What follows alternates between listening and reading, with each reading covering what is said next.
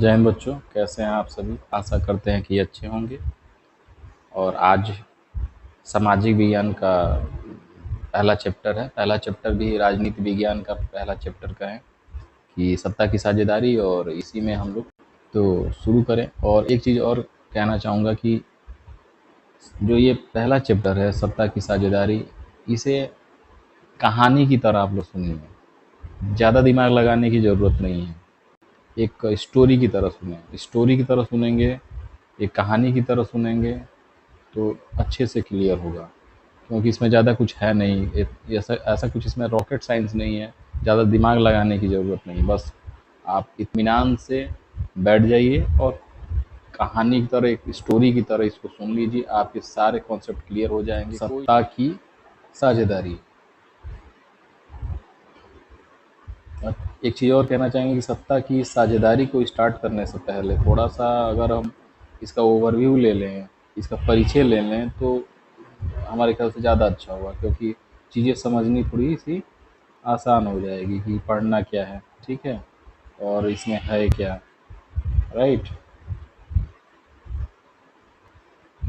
एक परिचय है। क्या है? परिचय। अब परिचय एक तरह से ओवरव्यू है।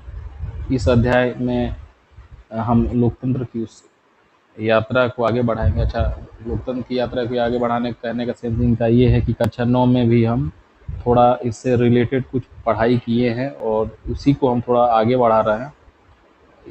ठीक है, तो ये जो पूरा ये अध्याय है, ठीक है, फर्स्ट में ये परिचय क्या कह रहा है कि इस अध्याय के साथ हम लोकतंत्र की उस यात्रा को आगे बढ़ाएंगे जो पिछले साल शुरू हुई थी। कक्षा 9 में जो हम लोग पढ़े थे उसी को हम आगे बढ़ा रहे हैं। पिछले साल हमने देखा था कि लोकतांत्रिक व्यवस्था में सारी ताकत किसी एक अंग तक सीमित नहीं होती। विधायिका, कार्यपालिका और न्यायपालिका के बीच पूरी समझ के साथ सत्ता को विकेंद्रित कर देना लोकतंत्र के कामकाज के लिए बहुत जरूरी होता है। पहले 3 अध्याय में हम सत्ता के बंटवारे पर चर्चा करेंगे, सोच विचार करेंगे, देखेंगे कि क्या है। ठीक है, और इसमें एक चीज़ और है कि इसमें दो देशों पे आधारित ये पूरा चैप्टर है कि उनका क्या सत्ता रहा है, किस तरह से रूल हुआ है, लोगों के मन में लोगों के मन में क्या धारणाएं रही हैं, वहाँ की पॉलिसी क्या बनाई गई है, सरकारों के द्वारा कैसे चलाया गया, क्या सोचा गया। थोड़ा बहुत ओवरव्यू यही है इसमें, और इसी पे ज़्यादा चैप्टर डिपेंड है। और जो दो देश हैं, बेल्जियम और श्रीलंका, इन्हीं दोनों की कथाओं से शुरुआत करते हैं। ये दोनों घटनाएं बताती हैं कि विभिन्न लोकतांत्रिक शासन पद्धतियां सत्ता के बंटवारे की मांग से किस तरह निपटती हैं। अच्छा, इन घटनाओं से यह समझने में कुछ मदद मिलेगी या कि लोकतंत्र में सत्ता की बंटवारे की जरूरत क्यों होती है। लोकतंत्र में जो सत्ता का बंटवारा होता है आखिर क्यों किया जाता है, तो कुछ कारण होगा ना बंटवारे का। तो इससे हम सत्ता के बंटवारे के उन रूपों पर भी बातचीत कर सकेंगे जिनकी चर्चा अगले 2 अध्यायों में भी की गई है। मतलब जो विस्तृत चर्चा जो होगी इसकी, वो अगले 2 अध्याय जो 2 और 3 होगा उसमें भी इस पे चर्चा की गई है। तो शुरुआत हम यहीं से करते हैं। ठीक है, बेल्जियम और श्रीलंका से, इन्हीं 2 कहानियों से स्टार्ट करते हैं और समझेंगे। बेल्जियम यूरोप का एक छोटा सा देश है, क्योंकि क्षेत्रफल में ये हमारे हरियाणा राज्य जो है से भी छोटा है। और इनकी सीमाएं फ्रांस, नीदरलैंड है, जर्मनी और लक्स लक्समबर्ग से लगती हैं। ठीक है, इसकी आबादी 1 करोड़ से थोड़ी अधिक है, यानी हरियाणा की आबादी जो है उसे करीब करीब आधी है। एक इस छोटे से देश में समाज की जातीय जो बनावट है बहुत। देश की कुल आबादी 59% हिस्सा फ्लेमिश इलाके में रहता है और डच बोलता है। शेष 40% लोग जो है वो वेलोनिया क्षेत्र में रहते हैं और फ्रेंच बोलते हैं। शेष 1% लोग जर्मन बोलते हैं। राजधानी ब्रुसेल्स के 80% लोग फ्रेंच बोलते हैं और 20% लोग डच भाषा बोलते हैं। अल्पसंख्यक फ्रेंच भाषी लोग तुलनात्मक रूप से ज़्यादा समृद्ध और ताकतवर रहे हैं।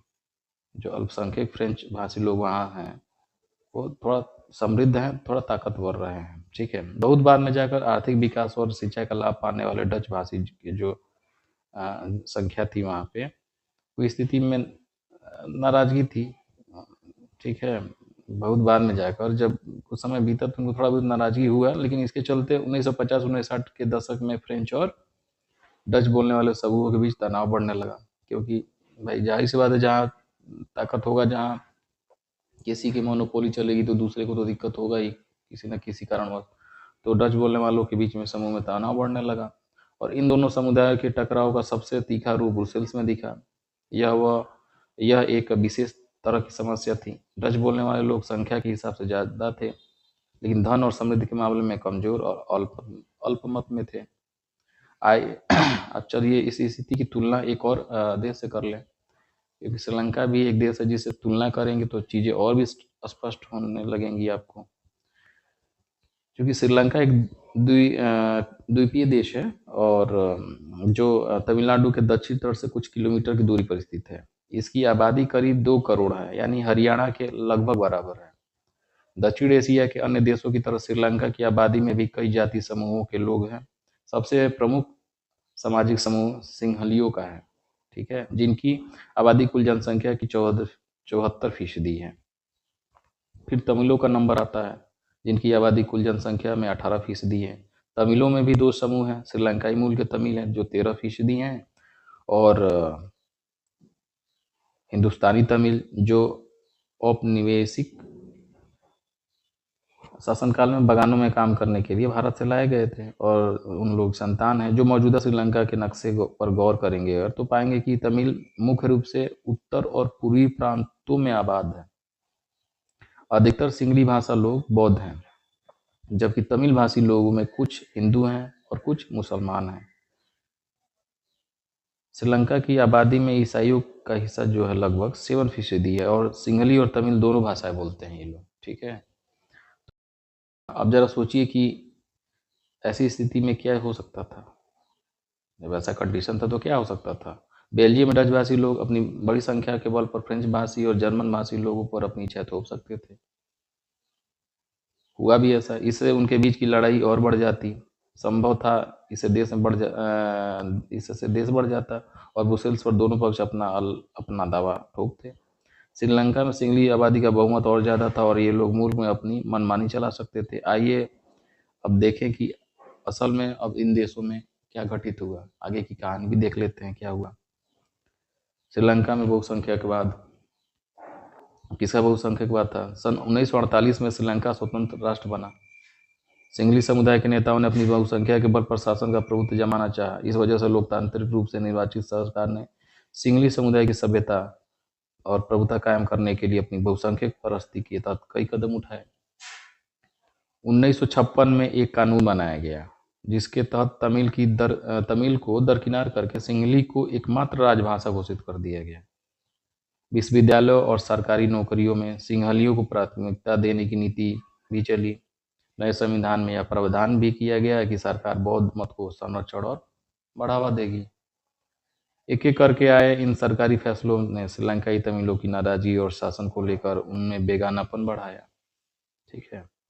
उन्हें लगा कि बौद्ध धर्मावलंबी सिंहलियों ने नेतृत्व वाली सारी राजनीति पार्टियां उनकी भाषा और संस्कृति को लेकर असंवेदनशील हैं।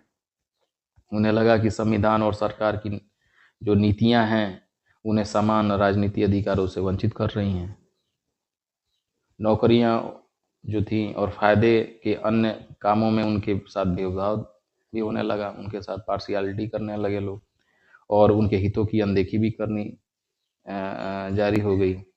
परिणाम यह हुआ कि तमिल और सिंहली समुदाय के संबंध बिगड़ते चले गए, क्योंकि जाहिर सी बात है ऐसा होगा ही। जब भेदभाव होगा और एक तरफा काम होगा तो होना तो लाजमी बनता है। ठीक है। और ये थोड़ा सा ग्राफ पे भी आप हाईलाइट करेंगे। इस ग्राफ को भी थोड़ा अगर आप देखते हैं तो शायद आपको चीज़ें और भी स्पष्ट हो जाएंगी। ठीक है। तो ग्राफ को भी थोड़ा देख लीजिएगा, क्योंकि ग्राफ से ही पता चलता है कि जो ये पीला वाला एरिया है वो सिंगली का है। तो ये इलाका थोड़ा बड़ा है पीला वाला सिंगली का ग्राफ से, और श्रीलंकाई तमिल जो रेड वाला एरिया है ये तो उनसे थोड़ा कम है। और भारतवंशी जो तमिल हैं, जो ये गाढ़ा ये रेड है, ठीक है, तो ये थोड़ी सी इनकी संख्या है वो कम है, मुसलमानों की समझ लीजिए कि बहुत ही कम है। अब ये है बात बोले और भेद खोले, भाई इसको भी एक बार देखते चले कि ये क्या कह रहे हैं बहुसंख्यकवाद पर। यह मान्यता है कि अगर कोई समुदाय बहुसंख्यक है तो वह अपने मनचाहे ढंग से देश का शासन कर सकता है और इसके लिए वह अल्पसंख्यक समुदाय की जरूरत या इच्छाओं की अवहेलना कर सकता है। ठीक है। अब श्रीलंकाई तमिलों ने अपनी राजनीतिक पार्टियां बनाई और तमिल की राजभाषा बनाने, क्षेत्रीय स्वायत्तता हासिल करने तथा शिक्षा और रोजगार में समान अवसरों की मांग को लेकर संघर्ष किया। जो श्रीलंकाई तमिल थे उन्होंने अपनी राजनीतिक पार्टियां बनाना स्टार्ट कर दी। तमिल को राजभाषा बनाने का मांग उठने लगा या बनाने बात चलने लगी। क्षेत्रीय स्वायत्तता हासिल करने की, शिक्षा और रोजगार में समान अवसरों की मांग को लेकर संघर्ष किया। लेकिन तमिलों की आबादी वाले इलाके की स्वायत्तता की उनकी मांगों को लगातार नकारता चला गया। 1980 जब आया, 1980 के दशक तक उत्तर पूर्वी श्रीलंका में स्वतंत्र तमिल ईलम सरकार बनाने की मांग को लेकर उनके राजनीतिक संगठन बने और श्रीलंका में दो समुदायों के बीच पारस्परिक अविश्वास ने बड़े टकराव का रूप ले लिया। यह टकराव गृह युद्ध में, जाहिर सी बात है गृह युद्ध होगा ही, तो गृह युद्ध का रूप लेने लगा। परिणाम स्वरूप दोनों पक्ष के हजारों लोग मारे जा चुके हैं। अनेक परिवार अपने मुल्क से भागकर शरणार्थी बन गए। इससे भी कई गुना ज़्यादा लोगों की रोजी रोटी चौपट हो गई।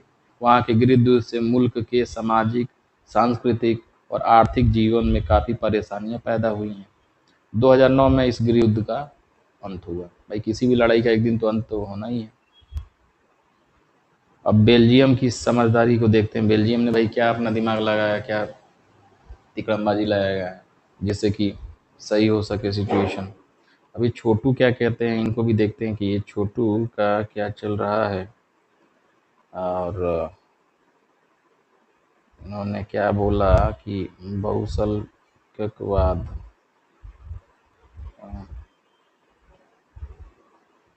बहुसंख्यक समुदाय के शासन में क्या दर्ज है। अगर श्रीलंका में सिंघलियों का राज नहीं होता तो किसका राज होगा, ये अपना विचार रख रहे हैं। चलिए हम लोग आगे बढ़ते हैं।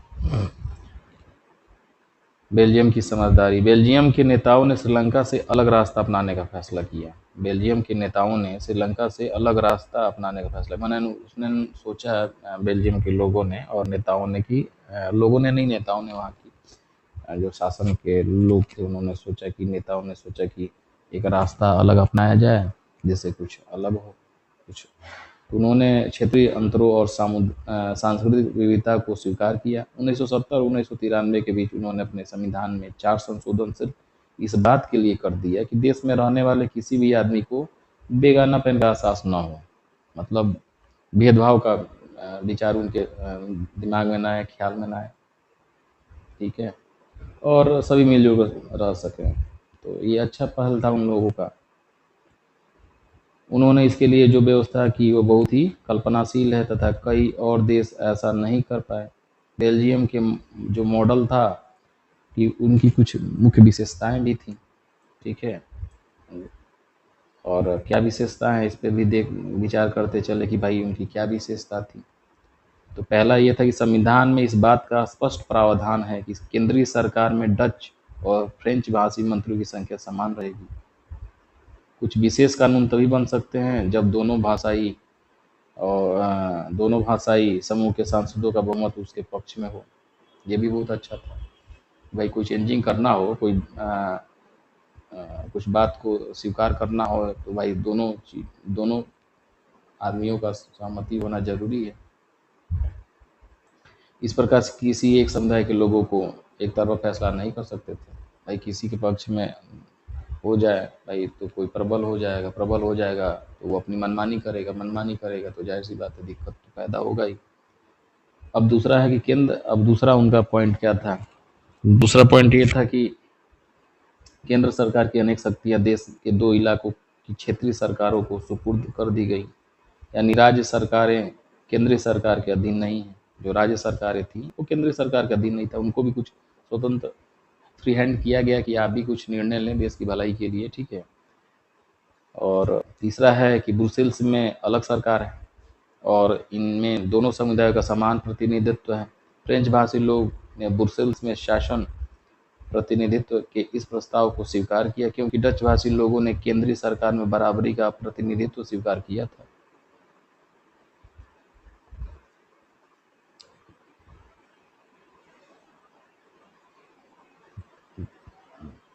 अब एक और पॉइंट है कि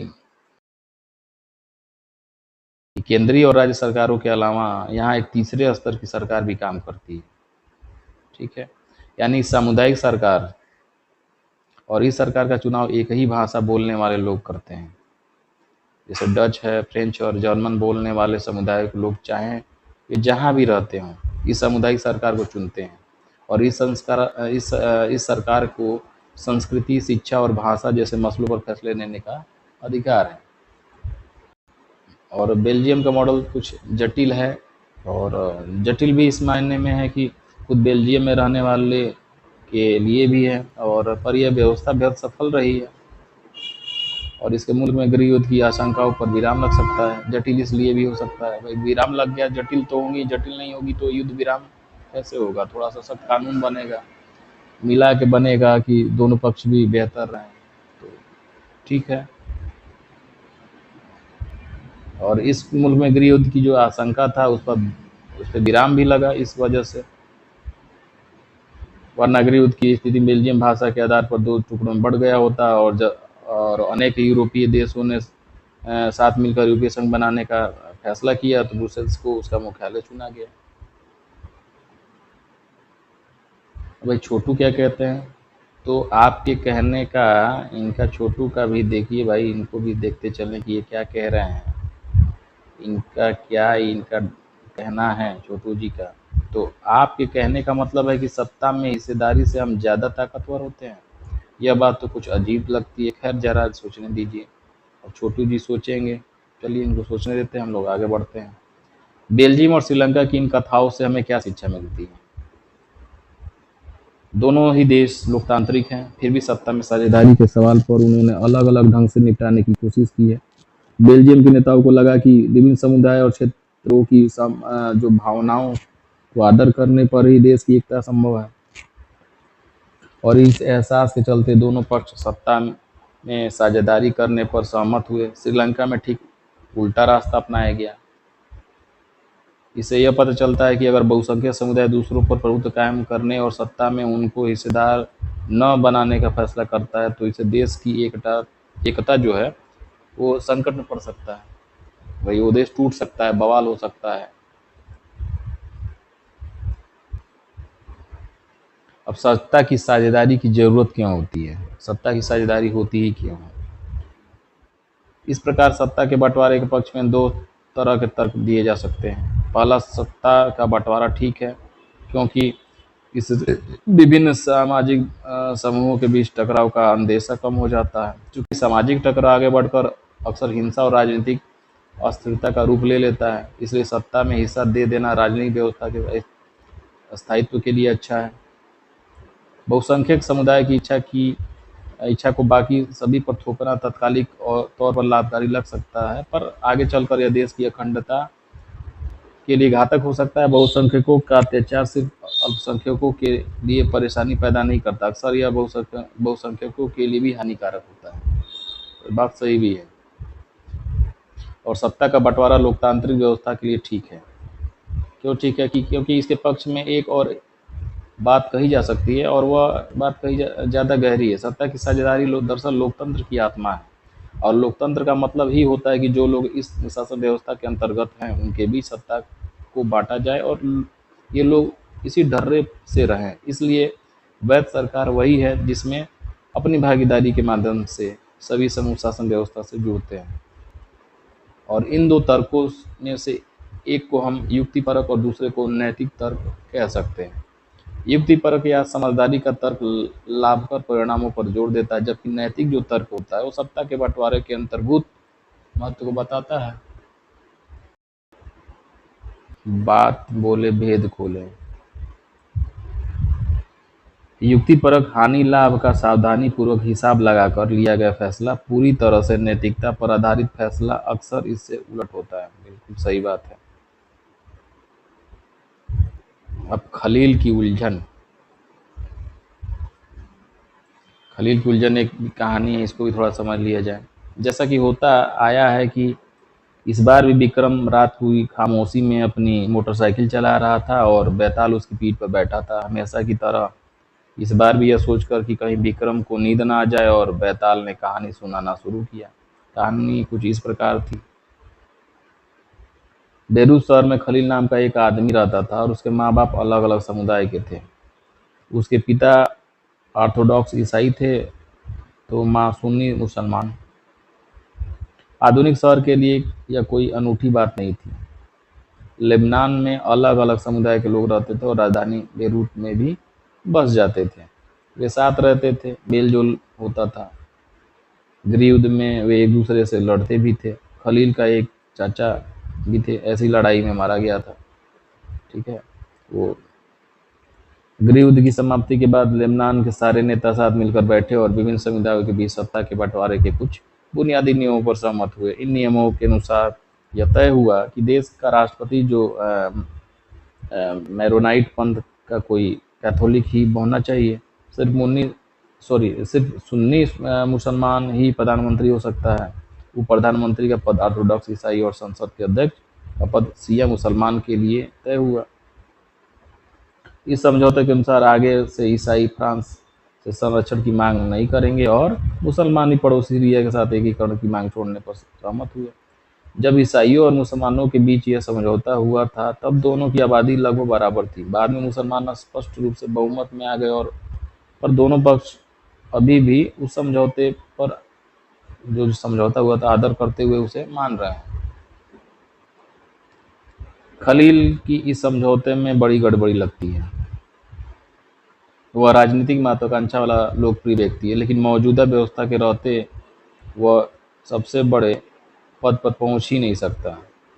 वह न तो माँ का धर्म को मानता है और न ही पिता के। असल में वह चाहता ही नहीं कि उसे किसी भी धर्म से जोड़कर पहचाना जाए। उसे समझ में नहीं आता कि लेबनान भी अन्य सामान्य लोकतंत्र की तरह क्यों नहीं चलता। उसे कहना है कि सिर्फ चुनाव कराइए, हर किसी को चुनाव लड़ने की आज़ादी दीजिए और जिसे सबसे ज़्यादा वोट मिले वह राष्ट्रपति बन जाए। ये सही बात है, भले वह किसी समुदाय का हो। लेकिन उसके जिन बड़े बुजुर्गों ने यह गृह देखा है, उनका कहना है कि मौजूदा व्यवस्था ही शांति की सबसे अच्छी गारंटी है। अभी कहानी खत्म भी नहीं हुई थी कि वे टीवी टावर के पास पहुंच गए। यहाँ वे रुक सकते थे। बेताल ने जल्दी से कहानी खत्म की और अपना सवाल विक्रम से पूछा, अगर आपको लेबनान का कानून फिर से लिखने का अधिकार होता तो आप क्या करते? क्या आप पुरानी व्यवस्था ही चलने देते या कुछ नया करते? बेताल विक्रम और अपने बीच हुए समझौते को दोहराना नहीं भूला। अगर आपके दिमाग में स्पष्ट जवाब है और आप भी नहीं बताते तो आप मोटरसाइकिल जाम हो जाएगी और आप आगे नहीं बढ़ पाएंगे। सत्ता की साझेदारी के रूप। सत्ता की जो साझेदारी था उनका क्या रूप हो सकता है? राजनीतिक सत्ता का बंटवारा नहीं किया जा सकता है और इसी धारणा के विरुद्ध सत्ता की साझेदारी पर विचार सामने आया था। लंबे समय से यही मान्यता चली आ रही थी कि सरकार की सारी शक्तियां एक व्यक्ति या किसी खास स्थान पर रहने वाले व्यक्ति समूह के हाथ नहीं रहने चाहिए। अगर फैसले लेने की शक्ति बिखर गई तो तुरंत फैसला लेना और उन्हें लागू करना संभव नहीं होगा। लेकिन लोकतंत्र एक बुनियादी सिद्धांत है कि जहाँ की जनता की सारी राजनीतिक शक्ति का स्रोत है। इसमें लोग स्वशासन की संस्थाओं के माध्यम से अपना शासन चलाते हैं। एक अच्छे लोकतांत्रिक शासन में समाज के विभिन्न समूहों और उनके विचारों को उचित सम्मान दिया जाता है और सार्वजनिक नीतियाँ तय करने में सबकी बातें शामिल होती हैं। इसीलिए उसी लोकतांत्रिक शासन को अच्छा माना जाता है जिसमें ज़्यादा से ज़्यादा नागरिक को राजनीतिक सत्ता में हिस्सेदार बनाया जाए। आधुनिक लोकतांत्रिक व्यवस्था में सत्ता की साझेदारी के अनेक रूप हो सकते हैं। अब चलिए कुछ उदाहरणों से समझते हैं कि कैसे। पहला है कि शासन के विभिन्न अंग जैसे कि विधायिका है, कार्यपालिका और न्यायपालिका के बीच सत्ता का बंटवारा रहता है। इससे हम सत्ता का क्षैतिज वितरण कहेंगे, क्योंकि इसमें सरकार के विभिन्न अंग एक ही स्तर पर रहकर अपनी अपनी शक्ति का उपयोग करते हैं। ऐसे बंटवारे से यह सुनिश्चित हो जाता है कि कोई भी एक अंग सत्ता का असीमित उपयोग नहीं कर सकता है। हर अंग दूसरे पर अंकुश रखता है। इससे विभिन्न संस्थाओं के बीच सत्ता का संतुलन बनता है। लोकतांत्रिक संस्थाओं के बारे में 9वीं कक्षा में पढ़ते हुए हमने देखा था कि हमारे देश में कार्यपालिका सत्ता का उपयोग जरूर करता है, ठीक है, और यह संसद का अधीन कार्य करती है। न्यायपालिका की नियुक्ति कार्यपालिका करती है। न्यायपालिका की नियुक्ति कौन करता है? कार्यपालिका करता है। पर न्यायपालिका ही कार्यपालिका पर और विधायिका द्वारा बनाए गए कानूनों पर अंकुश रखती है। इस व्यवस्था को नियंत्रण और संतुलन की व्यवस्था भी कहते हैं। दूसरा पॉइंट क्या है? तो दूसरा है कि सरकार के बीच भी विभिन्न स्तरों पर सत्ता का बंटवारा हो सकता है। जैसे पूरे देश के लिए एक सामान्य सरकार हो और फिर प्रांत या क्षेत्रीय स्तर पर अलग अलग सरकार रहे। पूरे देश के लिए बनने वाली ऐसी समान सरकार को अक्सर संघ या केंद्र सरकार कहते हैं।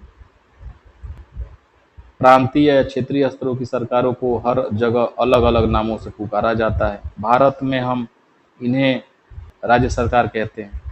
हर देश में बंटवारा ऐसा ही नहीं है। कई देशों में प्रांतीय या क्षेत्रीय सरकारें नहीं हैं, लेकिन हमारी तरह जिन देशों में ऐसी व्यवस्था है वहाँ के संविधान में इस बात का स्पष्ट उल्लेख है कि केंद्र और राज्य सरकार के बीच सत्ता का बंटवारा किस तरह होगा। बेल्जियम में तो यह काम हुआ है, पर श्रीलंका में नहीं हुआ है। राज्य सरकारों से नीचे के स्तर की सरकारों के लिए भी ऐसी व्यवस्था हो सकती है। नगर पालिका और पंचायतें ऐसे ही इकाइयां हैं। उच्च स्तर और निम्नतर स्तर की सरकार के बीच सत्ता के ऐसे बंटवारे को ऊर्ध्वाधर वितरण कहा जाता है। हम अगले अध्याय में इस पर और चर्चा करेंगे, ठीक है। और तीसरा पॉइंट क्या है कि सत्ता का बंटवारा विभिन्न सामाजिक समूहों, मसलन भाषाई और धार्मिक समूहों के बीच में भी हो सकता है। बेल्जियम में सामुदायिक सरकार इस व्यवस्था का एक अच्छा उदाहरण है। कुछ देशों के संविधान और कानून इस बात का प्रावधान है कि सामाजिक रूप से कमजोर समुदाय और महिलाओं को जो विधायिका और प्रशासन में हिस्सेदारी दी जाए। पिछले साल हमने अपने देश में प्रचलित आरक्षित चुनाव क्षेत्र वाली ऐसी व्यवस्था के बारे में पढ़ा था। इस तरह की व्यवस्था विधायिका और प्रशासन में अलग अलग सामाजिक समूहों की हिस्सेदारी देने के लिए की जाती है ताकि लोग खुद को शासन से अलग न समझ लें, ठीक है। अल्पसंख्यक समुदाय को भी इस तरीके से सत्ता में उचित हिस्सेदारी दी जाती है। सामाजिक विविधताओं को शासन में भागीदारी देने के अलग अलग तरीकों पर भी हम इकाई सेकेंड में चर्चा करेंगे, ठीक है। चौथा पॉइंट क्या कहता है कि सत्ता के बंटवारे का एक रूप हम विभिन्न प्रकार के दबाव समूह और आंदोलनों द्वारा शासन को प्रभावित और नियंत्रित करने के तरीके में भी लक्ष्य कर सकते हैं। लोकतंत्र में लोगों के सामने सत्ता के दावेदारों के बीच चुनाव का विकल्प जरूर रहना चाहिए। समकालीन लोकतांत्रिक व्यवस्थाओं में यह विकल्प विभिन्न पार्टियों के रूप में उपलब्ध होता है। पार्टियां सत्ता के लिए आपस में प्रतिस्पर्धा करती हैं। पार्टियां भी यह आपसी प्रतिद्वंदिता इस बात को सुनिश्चित कर देती हैं कि सत्ता एक व्यक्ति या समूह के हाथ में नहीं रहे, ठीक है। और एक बड़ी समयावधि पर गौर करें तो पाएंगे कि सत्ता बारी बारी से अलग अलग विचारधारा और सामाजिक समूहों वाली पार्टियों के साथ आती जाती रहती है। कई बार सत्ता की भागीदारी एकदम प्रत्यक्ष दिखती है, तो क्योंकि दो या अधिक पार्टियां मिलकर चुनाव लड़ती हैं या सरकार का गठन करती हैं। लोकतंत्र में हम व्यापारी, उद्योगपति, किसान और औद्योगिक मजदूर जैसे कई संगठित इस समूह को भी सक्रिय देखते हैं। सरकार की विभिन्न समितियों में सीधी भागीदारी करके या नीतियों पर अपने सदस्य वर्ग के लाभ के लिए दबाव बनाकर ये समूह भी सत्ता में भागीदारी करते हैं। और इकाई थर्ड में भी हम राजनीतिक दलों की कार्यप्रणाली पर भी गौर करेंगे, ठीक है। इसको देखेंगे आगे, मतलब पढ़ेंगे।